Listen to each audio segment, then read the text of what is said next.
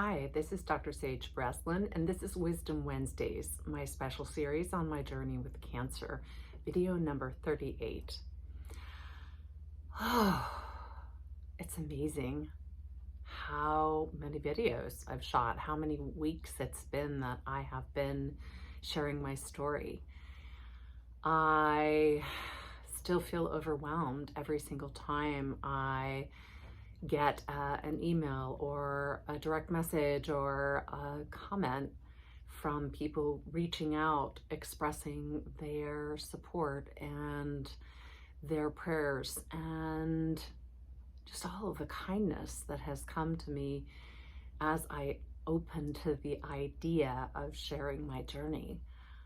I think I never expected any of that. I never even knew that it was out there or even possible. So I feel a little chaotic today. I'm still getting the hang of this being back at work in this, very part-time way. And I think it's definitely still having an impact on me. I'm just not being able to kind of fine tune it yet.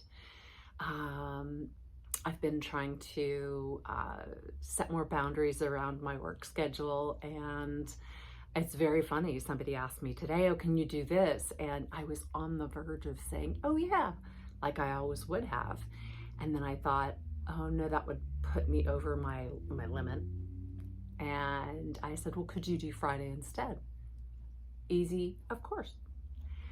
And I thought that's how easy it is to get put off track, and that's how easy it is to stay on track, is just look at my needs. I just, one of my clients was saying like, "Yeah, you're not built like that." And I said, "Well, I have to have a DNA bridge. I've got to learn this because my life depends on it." And it does. So I thought I would just share a little bit about what my journey's been like lately and some things that have come through for me and to me, and maybe just go from there. I'm not sure what kind of wisdom I have to share this week. It will probably be very global in nature. As I said, it's been interesting being back at work. I have rediscovered how passionate I am about my work and how much I love working with clients. I love the connection is what it comes down to. This has been a very isolating illness and a very, very isolating recovery.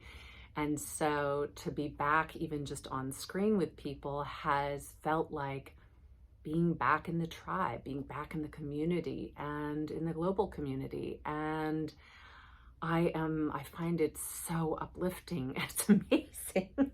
I didn't realize. For an introvert, I didn't realize how much I enjoyed and became invigorated by working with all of you. So thank you for helping uplift me and make this transition so touching and so giving to me, as well as engaging for you. So that's been lovely. It's also been exhausting. I still haven't found my rheostat.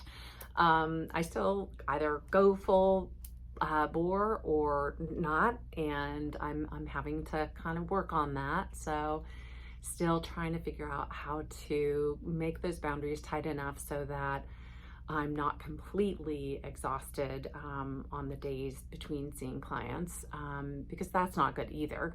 Although I'm getting better and better at doing very little on those days off other than walking the dog and, contemplating life or whatever. So that's good. So some work there. I'm still trying to figure out a couple of things physically. Was finally able to meet with the neurologist, and they're going to do a little bit more testing just to rule out a few other things other than just assigning it to neurotoxicity and letting it be that, and moving along. So that's been a thing. Missing my mom like crazy. I am still working on my protocol of every time I have the urge to call her, just, looking heavenward and saying, "Hi, Mom. Thank you for checking in with me. This is how I'm doing." And that's the best I got on that, because losing a parent, losing a loved one of any kind, but a parent specifically, it has left an ache in my heart that I can't really do anything about. It just is an ache. That ache is a reflection of my love for her. And, I was thinking about something really interesting, and hopefully this won't turn anybody the opposite direction. But I remember when I was young, and actually doing college interviews, because back then we interviewed for all these colleges that we were considering. And I remember doing my interview for Duke, where my brother already was at Duke. And the interviewer asked me this question. She said, "What would happen, how would you feel if your parents died? They both died together, like in a car crash or something." And I remember being struck by the question, like, really? This is what you're going to ask me in my interview for this college? But okay. And at the time, the interviewer probably didn't know very much about me. I was not very close with my parents. I had already lived in Europe on my own and worked. And we had a lot of things that were posing obstacles between us for any healthy connection. And so I said, and I'd already been abused, I'd been trafficked. There were all of these things that, when I look back, my answer makes perfect sense to me. But let's just say it didn't make perfect sense to the interviewer. I said, well, I suppose I would just have to get on with my life. And I said it very matter-of-factly. And I didn't get in, by the way. Because they really believed there was something wrong with me that I could say that. And, now when I look at the relationship that I developed with my parents over time after I was 22, and with my mom really after I was 34, I developed a relationship that is so sweet and so tender and was so mutual that I could never answer the question that way now. If somebody had said to me, what would you be willing to give to have even one more hour with your mother? I'd have said almost anything, honestly. But we don't get that option, unfortunately. And I can look back to that interview and think, like, oh my God, what was wrong with me? But no, I look back and I look at the person that I was in that moment, and I have such incredible compassion for that version of me and what that version of me went through and who I've become today and who I've become in the woman that misses her mom dearly every single day. And that, to me, that growth, that progress it's a testimony to everything that I did for myself, everything my parents did for me when they were able to kind of come out of their own funk and provide that love and support that they couldn't when I was younger. They couldn't personally do that. But eventually they did. And it helped me heal. And so many other things that I did for myself helped me heal.